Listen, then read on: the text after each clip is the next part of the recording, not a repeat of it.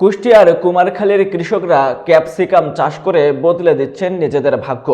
আধুনিক পদ্ধতিতে চাষাবাদ করে ইতিমধ্যেই পেয়েছেন সাফল্য। বিস্তারিত থাকছে মঞ্জুরুল ইসলামের প্রতিবেদনে। কুষ্টিয়ার কুমারখালীর চাঁদপুর ইউনিয়নের মাঠপাড়ায় সবুজের মিছিলে লাল, হলুদ ও সবুজ ক্যাপসিকামের বাহার।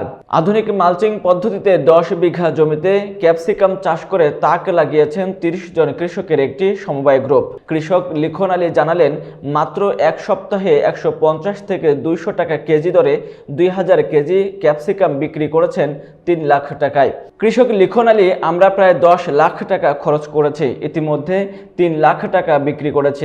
আশা করছি আরও 14,000 কেজি ফল পাব, যার বাজার মূল্য 21 থেকে 22 লাখ টাকা হবে। কৃষি কর্মকর্তারা বলছেন, সঠিক পরিচর্যা পেলে চাষিদের আয়ের নতুন দিগন্ত খুলে যাবে।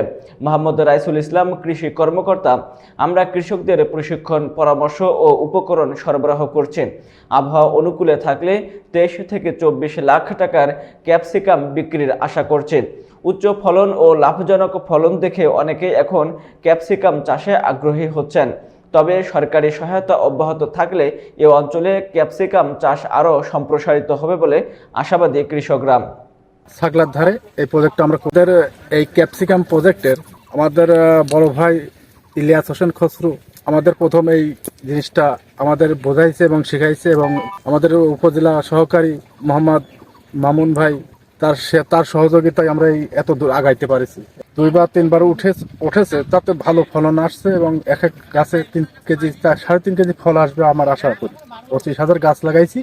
25,000 গাছের ভিতরে আপনার 2,000-3,000 গাছ রিজেক্ট হয়ে গেছে।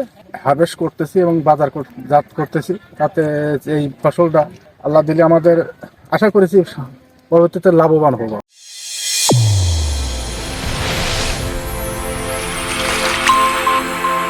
চ্যানেল A1 হৃদয়ের স্পন্দন।